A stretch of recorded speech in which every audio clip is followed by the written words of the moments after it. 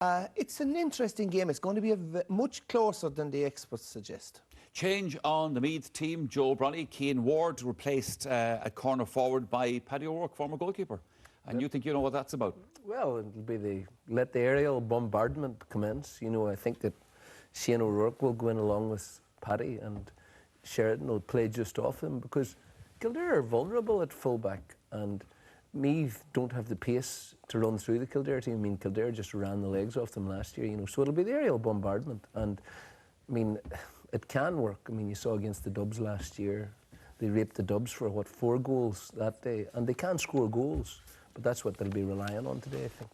One of the things about all this past year, just a different league campaign, McEnany's been under pressure, Graham Geraghty coming back, it has caused debate inside and indeed outside the county.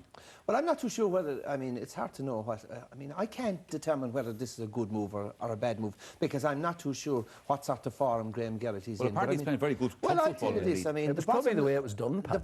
Possibly the way it's done, but I mean, you know, too often in sport, it's all about building for the future, and it's about 2-year plans and 3-year plans and whatever like that. The bottom line is supporters don't give a tuppenny about 2-year plans or building for the future. Supporters are only interested in results. And like the bottom line is, Meath had a very, very disappointing league campaign. 1 victory, 1 draw. They didn't play well. So obviously there's a need to strengthen up the side. If Geraghty is playing well, forget about his date of birth, forget about what age it says. If Geraghty is playing well, don't tell me that he wouldn't make a great impact for 20 minutes as an impact sub. Davy Weir captained Rangers to win the SPL this year. He was 41. So look, at 38, he's still good enough. Kildare last year had a good run in the championship. Now, the last couple of years they've been going through the qualifier section, but they were. Well, no, they haven't really had a good run in the championship, Michael. Oh, they did last year. No, they had a good run through the qualifiers. What, through the qualifiers? Louth beat them in the championship. Don't forget.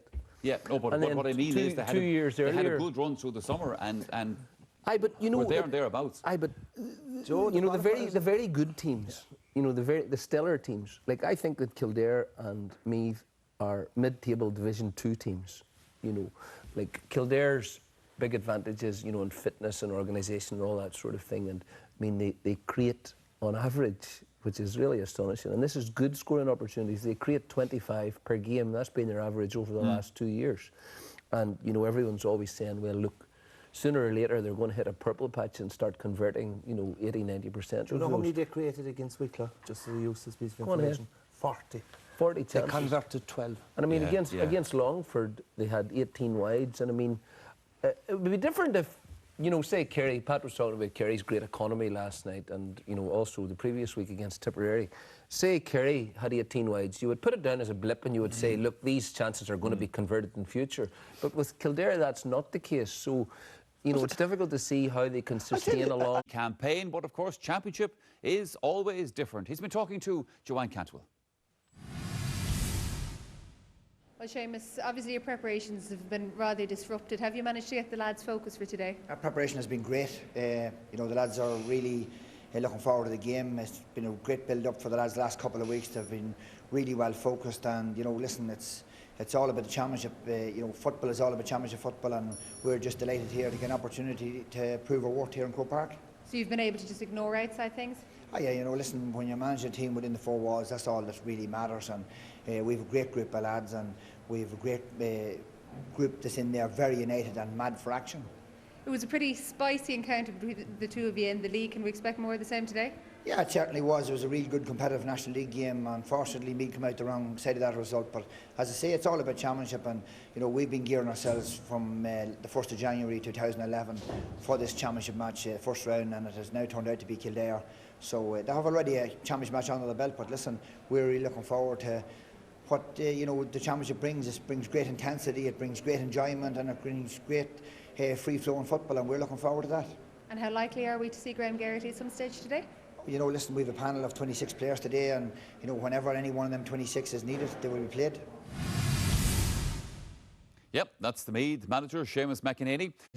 Grew up in Meath till I was about 3, and then we moved to Birmingham in England, where my mother was from. And the whole family moved over, obviously, and we were there where we started playing football over for John Mitchell's, a club over in Warwickshire. And we played there for the guts of 10 years, where we sort of learned our trade. We all were involved. There was a big Irish contingent over there at the time, so You know, it was very easy to get to know people, and you know, it was great at the time. And then we moved back in '96, '97. Dad would have been a big influence, still is obviously. He's over the senior team in Centretown at the minute, and he would have managed most of our underage teams as well coming up. So he would have, you know, if I look for advice off anyone, I'd usually go to Dad and try and, you know, he'd lead me along the right roads, to be honest. There's something about the Meath jersey, you know, there's a lot of pride and passion from years gone by back in the 80s when they were winning All-Irelands, in the 90s, you know, you had some fantastic footballers and serious men that would have, you know, hard-hitting men, and, you know, you're told that and reminded about it, and you're told when you put that Meath jersey on, you put that on and you die for the Meath jersey and the Meath cause, and you know, that's what it's all about. Oh yes! It's stopped on the line somehow. Seamus Kenny had the chance, and it's in the back of the net. Neither in front. It's just unfortunate way it happened. Obviously, you know, people got heat, and in the moment, you know, obviously the goal wasn't a legitimate goal, but you know, sometimes in games these things happen, and it's hopefully we can move on from it, to be honest. And it's very unfortunate the way it was. Joe Sheldon from Meath today. Glad you're safe. Time getting football. I was up with the GPA, up with Desi Farrell, and he said, "Do you fancy meeting the Queen?" I was a bit wary about what the reaction would be, but everyone was very positive and congratulating me, you know, saying enjoy it. Maybe it might never happen again, and it was a great honour, and it was something I'll always remember. As soon as Seamus was appointed, he told us exactly what he was going to give us, and you don't have to look for anything, and he's very approachable, and he's very much a player's man, and you know, we can't really complain, and we just have to try and get the results as well, and try and, you know, give back what they've given to us. Yeah, Graham come back was a bit of a shock, to be honest. Lads didn't really know what to think, to be honest, and you know, we all have a great time for Graham, and he's a fantastic player, and he has been for years for me. Then Seamus wouldn't have brought him in if he didn't think he could offer anything. We thought that was the big story, and then with Liam and Barry stepping down, we didn't realise it was happening either, and it was a bit of a shock as well. And you know, hopefully we can push on now this year, and you know, try and retain the Leinster title. Kildare, people don't realise they bet us by 10 or 12 points in the quarter-final, and you know, that's something the Meath team found very hard to take, and you know, it's hopefully something we can put right this year with the game on Sunday, and we're looking forward to it. Yeah, that's Meath forward Joe Sheridan, who spoke to us during the week. The thing is, Joe, you were just making the point to me a moment ago. Joe has been remembered now, obviously, for that goal last year in the Leinster final, but he can stick the ball in the net fairly well. We remember him in the North now for meeting the Queen. Oh, he can stick the ball in the net. And in the league, Colm came up and we sat watching the league match between Derry and Meath, and I guarantee you, Joe got 2 touches in the first half, 2 goals. You know, and he's very, very good at sticking the ball in the net. Mobility problems there, you know, he won't row far, and he's not that quick, but he's very good at sticking the ball in the net, and he's very good in the air, and that's what they'll depend on today, you know, high balls being kicked in, and the triumvirate in there attacking the goals, because that's how they dismantled Dublin last year. They just punched holes through them in there. We also have this aspect of the Meath attack. You know, Joe Sheridan's a big man. Paddy O'Rourke that they're after bringing in now there as well, and Shane O'Rourke that you also want to make mention, son of Colm, of course, another fine footballer, another big man. The difference between Shane O'Rourke and the other 2 boys is Shane, like his dad, can run. He's very quick. And, you know, he did a wild lot of work up in Celtic Park on his own, because the team does lack pace, and this is one of the big problems. I mean, Paddy O'Rourke's 6'6", and he's very good in the air, but I mean, he cannot run at all. And, you know, they put him in against Derry, and it was just a sort of a lumbering man mountain. Shane can play. Now, the issue with Shane is, you know, I was interested to hear Joe Sheridan talking about serious men that played for Meath in the past. And, of course, there's always a burden on someone like Shane, because Colm, you know, his father was one of the great players and also had that steel and all of that alongside it. And if Shane can, you know, develop that side of his game, the determination and the competitive instinct, you know, he could go on to become a very great player, because he's got all the physical attributes. There's an aspect of the Kildare team, and it'll be fascinating to see how this plays out today, Pat. They take Morgan O'Flaherty and they play him as a sweeper, as Kieran McGeeney, the manager, used to play in that Armagh team himself. I'm interested to see how this is going to work out, and particularly if, as Joe says, Meath go the aerial bombardment route. Well, Kildare by far the It depends on the quality of your team. If Fermanagh had done that, for example, whenever they went to an Ulster final, they would have been annihilated. But because they set Michael, a very, very defensive game plan, they were able to compete. Last Depends on the quality of your Michael, players. Last Saturday night, there was a St. Paul-like conversion on the road to Damascus with Armagh. And Aaron Kernan admitted during the week that he put his hands up and he says, look, for the last number of years, we've been far too defensive, we've been far too negative, we've underperformed, we've disappointed our supporters. So what did they do last week? They decided, hey, we'll go man-to-man, we'll play our half-hours as half-hours, we'll play our full-forwards as full-forwards, and we'll move the ball quick and long. And the quicker and faster you get the ball into the opponent's danger area, the more likely there is the chance of scoring. But the reason it worked was because they had Jamie Clark. You know, if you've got an expert forward like that, it's like having Colin Cooper in your forward line. You then immediately, the players instinctively think Clark's there, because they know from Armagh football. I mean, the guy's deadly. So that was the difference between Armagh, and that was the catalyst for the change. But you're quite right. They deliberately changed their tactics for that reason. It's a good example of, you know, a manager has to be flexible enough tactically to sort of alter his plan depending on his resources. Let's come back briefly again to Graham Geraghty. Now, forget the controversy about whether he should or shouldn't have been back and all that kind of... If he comes on today, what kind of role is he going to play? I would imagine he'd play a role... Same as he used to? I wouldn't say so. I wouldn't think he'd play out the field. I would think he'd play in towards the full forward line and probably either playing off Paddy O'Rourke. And if the Paddy O'Rourke target man thing doesn't work, well, then Graham Geraghty would act as a target man. Look, he's a fantastic athlete. He has everything. I mean, 38, he still looks fit. I mean, and this thing about dates... I played with Mick O'Dwyer with Kerry, and Miko was 38 years of age. He was a selector at the time, and they wanted him to tug off for the league final the following Sunday, and he said, no, he said. But I mean, I played in Croke Park at 35 years of age, and I thought I was playing well at the time. And if they asked me back the second year, which Pat, they you were didn't, absolutely brilliant. Played Thanks, well Joe. at the time. You were Thanks, Joe. absolutely brilliant. No, in fairness to him, setting my personal feelings for Pat aside for the moment, he was very good that day in Croke Park. And you must have been 35 or 36. But it's for societal reasons, amateur players. There's no reason why at 38 years of age he couldn't still be flying. I mean, Bernard Hopkins is 46. He's the light heavyweight champion of the world. And the Ring Magazine's pound for pound champion. You know, and at the end of round 7, when he fought Pascal to beat him there recently, he got down and did press-ups in the corner instead of sitting on his stool, just to make the point. You think I'm an old guy. The reason that in Gaelic football you can't do that is because you get married and you're getting a new job or whatever, you know, societal reasons. But the only problem was this was handled badly with two of the selectors, the two Meath-based selectors, weren't aware of this. Look, Banty's selection as an outsider into Meath was never welcomed universally. Look, he's on a sticky wicket. This probably decision is make or break for Banty. If Banty loses today and the next Meath county board meeting is in the next couple of weeks before, he'll be under pressure to, if they win today and Graham Geraghty comes on, well, it's a success story. But I mean, Banty has a couple of years, it's a 2 or 3 year term. I can't. Does that really make any difference? No, but unless but they've got every chance. There's no reason they why haven't. couldn't perform. But you know, from that Joe Sheridan goal last year, where Meath became probably, without arguably, the most hated team in Gaelic football from that incident, from that decision to. And you know, in previous Meath teams were hated. But it gave them resolve, and they didn't give it up. And the more you hated them, the more they came along and won. It's a bit like Wimbledon and soccer. These were a bunch of young lads who were hated. These were young lads who'd never achieved national. And mentally, they've been in meltdown since. So today is their make or break decision. OK. Time to get news of how the teams are...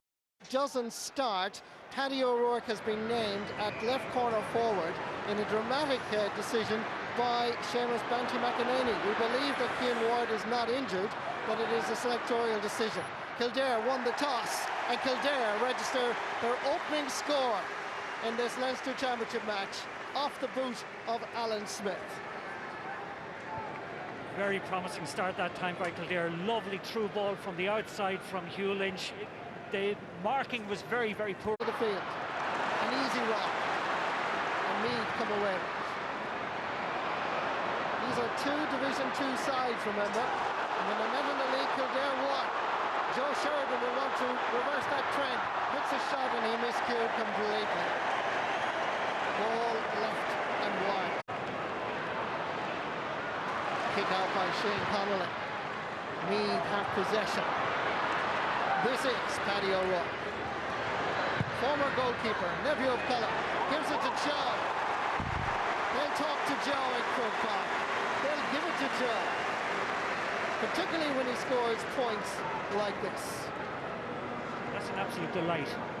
50, 55 metres out, looks up at the post, gets his bearings, fires it over the bar. But his very first start, Seamus Kenny, the right half back and the captain, gives it to the only man in the Meath team that has an All-Ireland medal. That's Nigel Crawford, and very, very good defending by Hugh McGrillen. Meath keep the attack going. Here's an opportunity. Here is a point. Paddy O'Rourke doing what his uncle Colm did for many years in Meath. Hugh McGrillen intercepted well. 6'5" Paddy O'Rourke got on the ball and gets his first point in the Leinster Championship. We should refer to the fact that the Kildare defenders disputed that score that time, but it seems that the umpires were well placed. Kick out again by Connolly.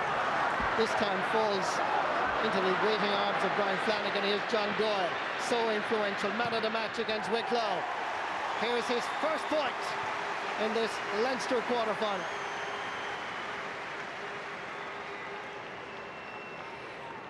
Very good score that time, straight from the kick-out. Lovely football at the moment from both sides, up and down the field. A lot of good long kicking. Interesting from a Meath point of view, Joe Sheridan, who was listed at full forward, is lining out at centre. 3 from Donaghmore Ashbourne. Keep an eye on the number 6. Number 7, Kieran Lenihan from Screen, is also a championship debutant. And the Royals making their feelings heard and known here in Croke Park. Long ball. There are big men up there for Meath. One of them is Shane O'Rourke. Paddy O'Rourke is another. This is Shane, son of Colm, first cousin of Paddy, and he scores a point in this Leinster match. Lovely score that time by Shane O'Rourke. Credit him just anticipating the breaking ball very well. Composed himself just for a moment. He was going to give the pass inside, I think, to his cousin, but just held it up long enough and scored. That last time that Gary White went through with the ball, he should have had a shot at the goals and killed the ball. Gets a hand to it, but Shane O'Rourke wins the toss-up. Again, he's steadying himself. Again, he shoots. And again, Shane O'Rourke scores. Well, what do they say about apples not falling far from the trees? You can see the pedigree is there.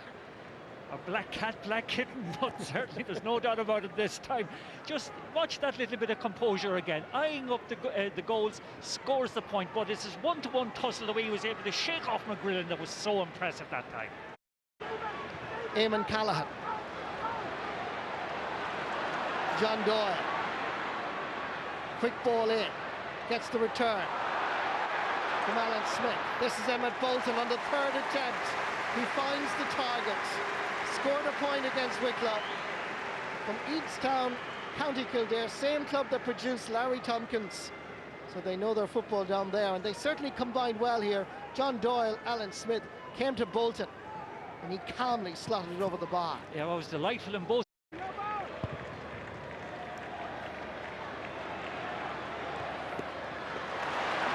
Eamon Callaghan gets the free. Uses it quickly to Alan Smith. Scored 3 times against Wicklow. Nice little hot ball by James Kavanagh. It created the space. It gave him the balance. And Kavanagh gets his first point in this particular match. And it means that all 3 players named to the full forward line, that's Alan Smith, John Doyle, and now Kavanagh, have all scored. That's a fine score from Kavanagh that time. Under a lot of pressure initially by... The 45. Going to be taken by Paddy O'Rourke, and he trots forward confidently. Having taken the 45, he knows it went straight over the bar. That's put the ball in high to the 2 lads. They're feeding off each other very well. Shane that time I feel should have actually let the ball off to an overlapping player. Gary White, captain of that under-21 team that got to the All-Ireland final in 2008, gets inside neatly. James Kavanagh. This is Eoin O'Flaherty in a better position this time to score, and he takes advantage of that space, and he puts his name on the score sheet. 4 of the 6 Kildare forwards have now scored. Just watch it get. Disappointment for left corner back Shane McInerney. Loses possession. Good defending by Meath, and in particular Brian Meath. Nigel Crawford into the space for Shane O'Rourke to gather, being pursued by Gary White. O'Rourke He's a big man, but he certainly has football ability. Good defending by Gary White, who correctly is now goal side. Seamus Kenny. Stephen Bray. Has to come out into the left half forward position to try and gather some possession. Lovely jig kick. Good turn. Onto the right boot.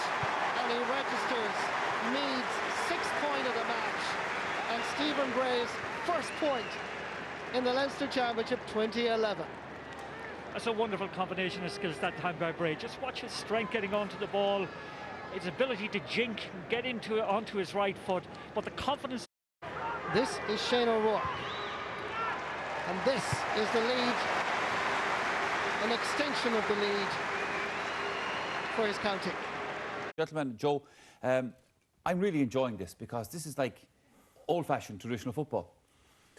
Well, Meath are, sparing themselves a lot of difficulty by just kicking the ball forward. And the difficulty is that they're not kicking the ball forward that well. If they kicked it forward just with a bit more quality, because it's not that easy. People say, well, kicking long balls, it's not that easy to do it. And but I mean, it cuts out so many of the things that Kildare would normally try to do. It's cutting out their sweeper. It's making it very difficult for them to get back quickly. And also, I mean, if you've got two fellas who are 6'6" and 6'5" who can run a bit and who've got vision and who can score in your forward line, they're going to cause endless trouble. And I mean, in fairness, Paddy O'Rourke should have got at least 2 frees there on the 14-yard line, 21-yard line when he was pushed in the back, which would have put them 4 points ahead.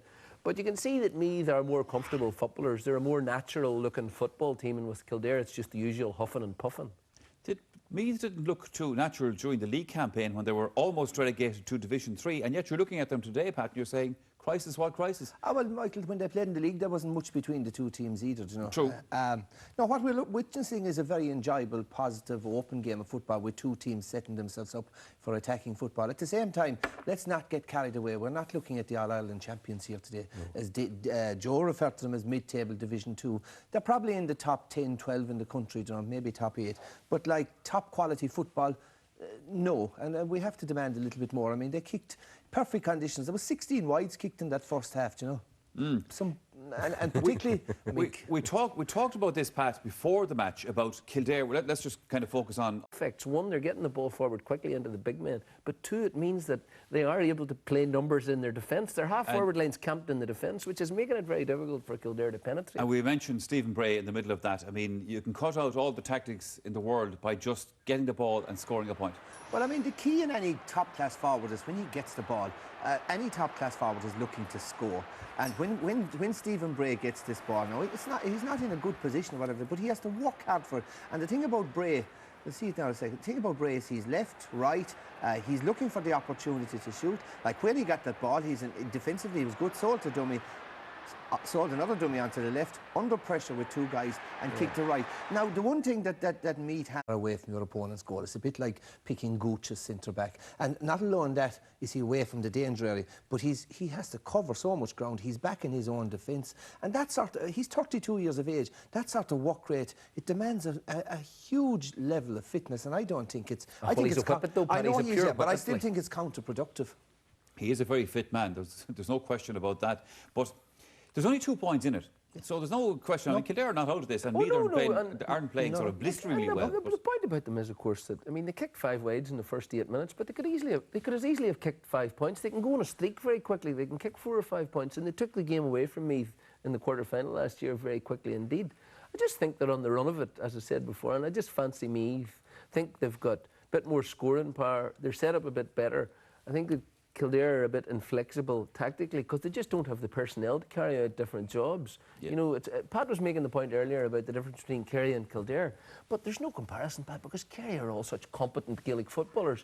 With Kildare, you've got 2 or 3 very good footballers, but then you've got a lot of guys who are very good athletes and will be conformists to the sort of Kieran McGuinney regime. And you can see that with them. It's a very, very hit-and-miss thing when they come to games, which is why in the past they've lost to teams like Wicklow and last year Louth in the Leinster Championship. I mean, throws in the ball. We're underway for the second half. No changes on either side. Kildare with Johnny Doyle still in midfield. Goes forward. Takes a shot and it's dropping over the crossbar. That is a blistering run by Johnny Doyle and a wonderful start. great chance for start by Johnny Doyle, goes straight through the Meath defence from the throw-in, looks up and kicks over a very good score. Great opening for Kildare, score badly needed. Brendan Murphy is looking for assistance and he's a bit winded. Here's a sign of a really good goalkeeper when he's under pressure. Good hands. That's 3 times in a row he's fielded a great ball in his own goal area. At that time he touched it outside the rectangle. In fairness, it is a 30-metre free. Free is taken. Johnny Doyle. Sheridan gathers possession. Ball inside is not a good one. Good anticipation and interception by Emmett Bolton. Gary White, great engine. Look at the running off the ball by Eamon Callahan as they go forward. The Lenny Whites and waves. What about the finish? It's class. First point in the Leinster Championship match here in Croke Park for Eamon Callahan. It's well behind it, and again Brendan Murphy has to come off his line. The pass was not a great one and he's under pressure. Kildare have possession. Murphy is back pedaling, and meanwhile Eamon Callahan scores his second point. More consistently accurate. Emmett Bolton snaps at that loose ball. Linesman says play on. No flag waved. Good running by Emmett Bolton. Continues the run. Doesn't get the return pass. But Kildare will be well pleased with the running off the ball and the scoring ability of Eamon Callahan. That's 3 points in the second half by the left half forward. Yeah, great scores from Eamon Callahan. Terms with the long high ball aimed at Joe Sheridan and Paddy O'Rourke. Hugh McGrillen leaves his defensive responsibilities momentarily to go forward. Emmett Bolton. This is wonderful play by Kildare. Johnny Doyle at the end of it. Turns, shoots and scores. It's his 4th point of the match. No matter where you play Johnny Doyle, whether it be full forward, corner forward or the middle of the park, Johnny Doyle is an exceptional footballer. But wonderful play by Kildare. That's inspirational. If there's ever an inspiring point in Croke Park, they attacked on the left wing of the... Brian Farrell takes the free and the point. And going forward, and yet again, not for the first time this afternoon, Emmett Bolton is back there, backpedaling, and he gets a vital interception. Ball down the middle is a poor one from Hugh McGrillen. Intercepted well by Seamus Kenny. Over at the far side is Paddy Gilson, the substitute, who came on for Graham Riley just a short time ago. Coming forward was Brian Meath, dropping this over towards Big Joe. Better ball for the full forward. Joe cutting a dash inside. Is the finish good? It is. It's his 2nd point of the match. Like the Meath team of the 70s and 80s, they haven't gone away.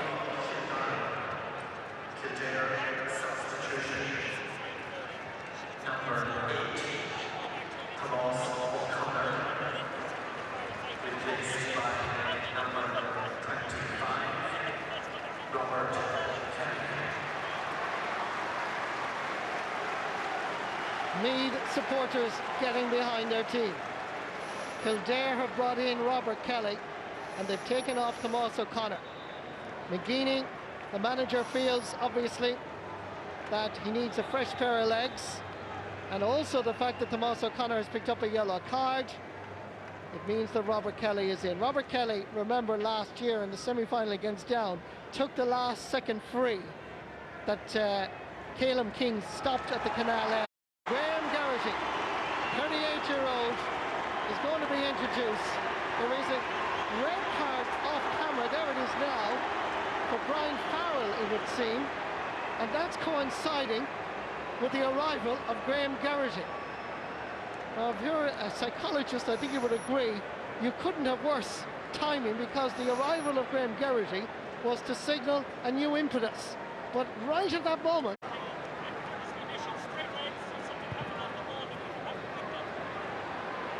kick out, comes straight down the middle. Meath playing with 14 players after 55 minutes. They lose possession easily. This is Eamon Callaghan going for his fourth point. Will it curl enough? The umpires are strategically placed, and they say that it is a point. 4 points in the second half by Eamon Callaghan. He certainly has played his part. Wonderful score again. Callaghan's really on fire this half-time. Great score. Bringing in Rob Kelly, you mentioned a moment or two ago, he got man of the match in the National League game between the two teams a couple of weeks ago, scored 4 points. Substitute for substitute. Replaced by number 20. Let's see what happened here.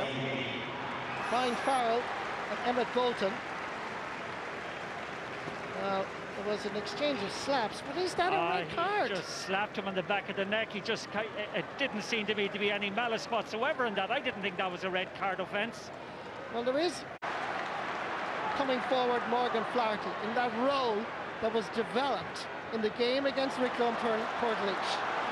Named a right half forward, playing in the half-back line. Good run here. Chance here. Across. It's Kavanagh. Oh, great save by Brendan Murphy. Now means that Graham Geraghty will be coming in. There you see Graham Geraghty with his manager as this 45 is taken by Owen O'Flaherty and sent straight between the posts. 13 points to 9. 11 minutes left. Graham Geraghty is on. 38-year-old. After an absence of 3 years. He's immediately introduced to championship football because Andrew McLaughlin is sticking with him all the way. The Royal supporters try to outshout the Kildare people by Paddy Gilson. Diagonal ball aimed at Shane O'Rourke. Gary White with him. Still O'Rourke. No support coming from behind. Joe Sheridan is there now. Gets it onto the boot. Graham Geraghty! Is it a goal? It is by Graham Geraghty! Incredible! The umpires have a consultation. Is it a square ball? And incredibly, the two umpires down there are the referee's son, who celebrates his 21st birthday next weekend, and his brother. This is a decision by the Doyle family to decide whether or not Graham Geraghty is a hero for Meath with scoring the goal. The umpire is going for the green flag.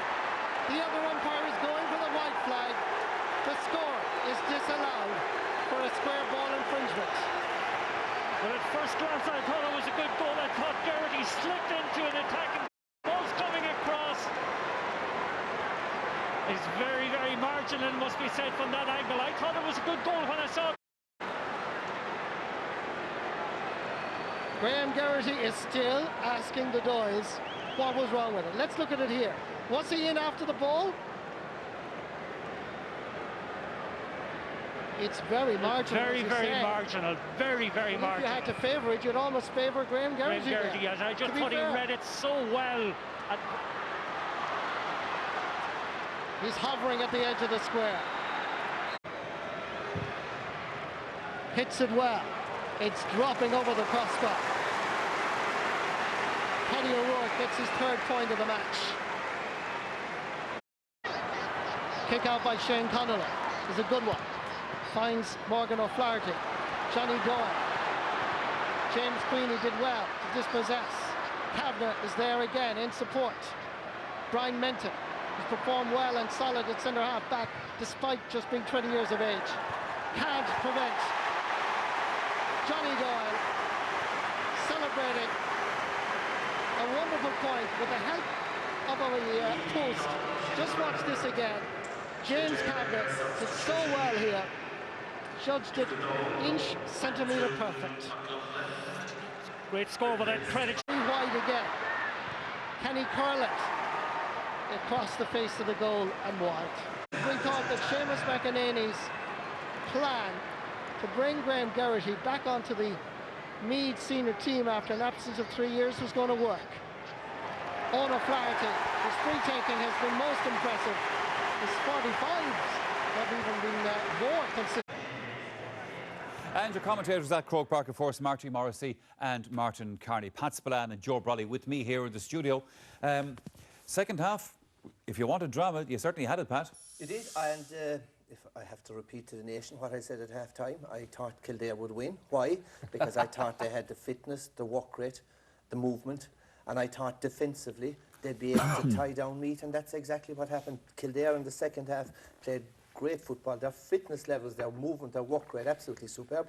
And this is 2 championship matches in a row in the second half where they've reduced the opposition to 1 point from playing 2 second halves. I mean, 3 points in the second half, 1 from Meath were very one-dimensional. We know Meath were very one-dimensional. Now, Kildare deserved victory, but at the end of the day, do you remember after the match down in Portlaoise, they were blaming the wind for the 17 wides and for the bad chances. Today, they went 1 better than they kicked 18 wide. So, while it's great to be fit, while it's great to have so much possession, at the end of the day, they will worry about the 18 wides. But again, look, a deserved victory for Kildare over a very one-dimensional Meath outfit. We should have learned our lesson. We were talking, by the way, at half-time, Joe, about the fact that Kildare were kicking so many wides. The tone for the second half. We were looking at Graham Geraghty coming on or about to come on, Pat, and then the next thing we noticed that Brian Farrell was being sent off for a while. We couldn't exactly see why. We're assuming that it's the incident here that we have highlighted, but this was a critical God forbid, event in the game. God forbid if this is the way Gaelic football is going, where a fella sent off it is. There's a strike back by him at Bolton. There's an attempted belt with the open hand by Brian Farrell. Now, if you were going to send off, well, then the 2 fellas were culpable, but God forbid, I mean, if that is a red card of it, okay, under the letter of the law, attempted to strike or striking is supposed to be a red card offence, but God forbid, if you applied the letter of the law in every game, you'd be down to 5 aside. I mean, the bottom line is, and I've seen it throughout the league, where yellow cards and red cards were being handed out far too easily. Bottom line you must realise is, there is an element of physicality in the game. There must be a need to ref games with a little bit of common sense, and there was no common sense on that occasion. And I think too many of the refereeing performances are based on trying to impress the assessor up in the stand and ticking the boxes. Now, I know it is very easy for us to, but that was not a sending off Here's the bottom line, Pat. Here's the bottom line. Everybody's wrong. All the GAA people are wrong. You know, we're wrong. The referees and the panel of assessors are right, but all the rest of us have got it entirely wrong. He deserves to be sent off. You know, we want to cleanse and sanitise the game so that the slightest wee thing, you know, the benefit of the doubt's resolved against the player. You know, and this is a big problem. That was a really clean game when today. When we saw Brian Farrell being sent off, and we didn't know for what, and I said to you 2 lads, I think he struck Emmett Bolton. Now, that's what I thought I saw from the television. Now, supposing down on the pitch, the linesman or the referee has seen a striking action. What's he supposed to do? Pretend it didn't happen? But it was one of those where they're both tangled up in each other. He flaps his hand down onto the back of his neck. If that's a striking, my God forbid. That's 2 boys getting a wee bit tangled up. That's a very harmless. That's a swing back by a wing back, an attempted slap, and it was a slap on Emmett Bolton's left shoulder, and that is not a sending off offence. God save it. And I mean, Emmett Bolton doesn't react that way. The boys aren't angry. There's no. It's a yellow card. From it, move on. It's a yellow card. That's it. It's not a big deal. OK, we will move on then. We'll move on to the Graham Geraghty goal. And again, here's the irony about this. Last year, the controversy of the Joe Sheridan goal that was allowed and wasn't. Yeah. And we think the opposite is the case. This is the ghost of the Leinster final coming back to haunt them. They got a goal they didn't deserve, and today they got a goal disallowed, which in our opinion was clearly a goal. When the ball comes in high, when the ball comes in, Geraghty is outside the square when he jumps. It's a fair goal. And watch the 2 umpires. He nods, he gives him the nod, watch it. Watch it, he's outside the square when he jumps up. The umpire on the right immediately goes for the flag. There's no doubt about that. On the signal from the umpire on the other side. He looks to the other umpire. That goal was disallowed, not by the 2 umpires, but by the referee. This is the angle. Now watch as the ball comes in. You'll see the umpire on the left. Watch him. On the right-hand side of the screen as you're watching. He looks across, he nods to the umpire on the left-hand side of the screen, who immediately goes to the green flag. And then Daddy comes in. And when Daddy comes in, there's obviously been a change of circumstance. But the bottom line, Michael, I mean, it calls into question several things. The referee was not in the best position. The people in the best position were the 2 umpires. But it does, and it's very hard job. It's a very reluctantly given square ball. Michael, it's very difficult to get umpires to do games at lots of club matches or whatever. And there has been this issue at the start of the year about questioning the calibre of umpires, particularly after McEnany got it wrong with Benny Coulter square ball. And there was a question. Like, it's fine out. I think we need to have properly qualified umpires with the referee, not your brother, brother-in-law, sister, sister-in-laws, and the next door neighbour. You need qualified referees.